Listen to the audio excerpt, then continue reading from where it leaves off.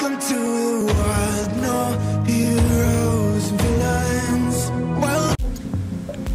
Hello guys, welcome to this video. तो आज की वीडियो में हम देखने वाले हैं कि हमारे आईफोन SE2 के अंदर iOS 16 का अपडेट आया है या नहीं आया है। तो चलिए चलते हैं सेटिंग्स के अंदर, लेट्स गो।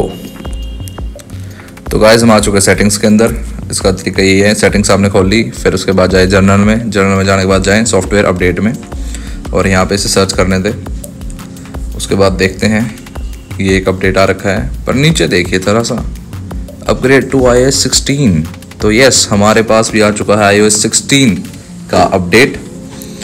मेरे फ़ोन में भी स्टोरेज कम है वो रखी है, इसलिए हम कभी से नहीं करेंगे, बाद में देखेंगे।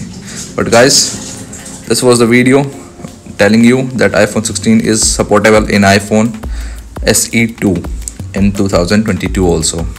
Thank you for watching the video. Do like, comment and subscribe the channel for the latest videos. Thank you.